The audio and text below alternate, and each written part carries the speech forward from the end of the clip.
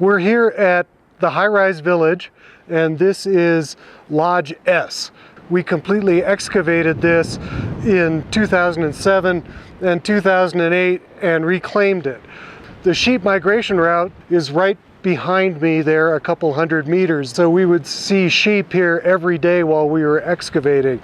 This lodge is the closest to that migration route, and within the lodge were 36 broken and complete late prehistoric arrowheads, a few pieces of clay pottery, a bunch of bifaces, which are stone tools made from chert and quartzite that came from a long way away, and a slab-lined fire hearth that we radiocarbon dated to about 840 years ago there.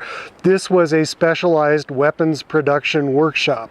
Some of the other lodges that we'll go see were not weapons workshops. They were domestic spaces where there are nothing but domestic items like pottery and awls and scrapers and red ochre and things like that. There seems to be evidence of gendered space, and I find it very interesting, even circumstantial evidence that there were guys here and women over there, because there are nothing but weapons at this particular lodge, and nothing but domestic items deeper into the trees there.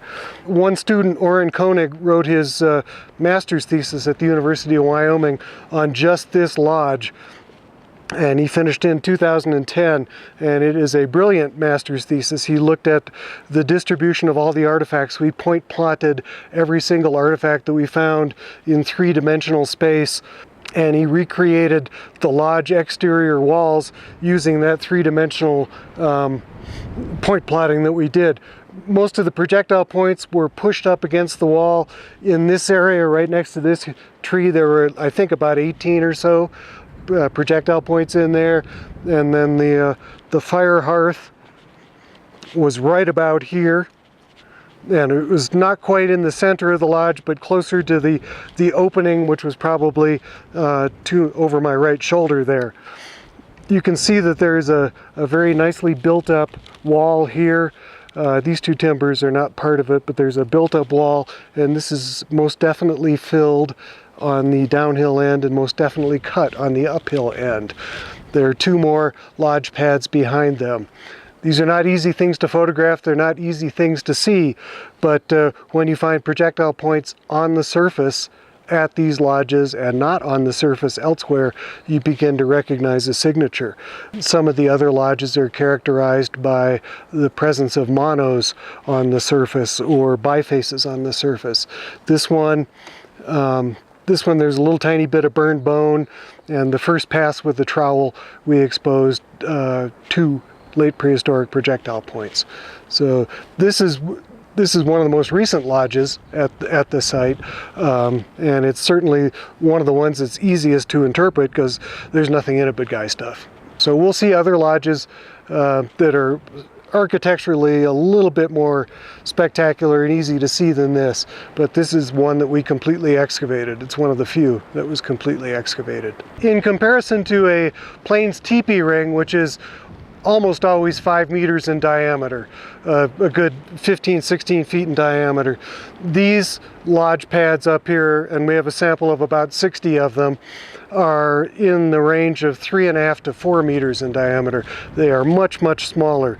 They are made by cutting into the slope on the uphill end and depositing that fill on the downhill end, and there are frequently rock retaining walls. This rock retaining wall is 1, 2, 3, 4 courses high.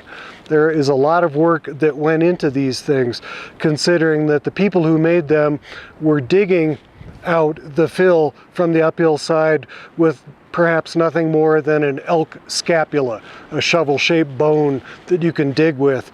They're probably using that in a basket and just pitching it down here and building up rocks on the downhill side. We think that the lodges were then covered with duff, because at the moment no one would ever want to sleep on a surface that's sloping this much. Some of them are sloping, you know, they have a run of 50 centimeters. They drop 50 centimeters from one end to the other.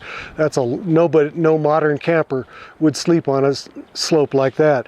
So using experimental archaeology, we've built some of these, and it's very simple to collect pine needle duff and put it in there. It makes a heck of a bed, and it's also easy to lose artifacts in a pine needle duff bed, and we're happy that they did lose artifacts in that duff. So we think that they were leveled out with pine duff, and then there was a wooden superstructure that was built on top of that, of which there's still a couple remnants at the site. Probably a Lincoln log style superstructure that's cribbed, kind of looks like a Navajo hogan, although there is some evidence of conical wooden teepee-like structures at the site. The cribbed log ones probably had walls this high.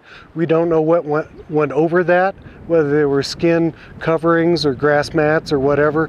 The wooden, the conical ones probably had grass mats or hides covering them to become waterproof. These are much smaller than plains teepee rings, and they contain a very different artifact assemblage from a plains teepee ring. You find manos and metates in these, but not in a plains teepee ring. You frequently find lots and lots of artifacts in these structures and not in teepee rings. So they are probably made by different folks practicing a different form of subsistence here. I suspect that these were family dwellings used by, mom, dad, and the kids. There's definitely evidence that there were women up here, there were men up here. We have circumstantial evidence that there were kids up here in the form of toys.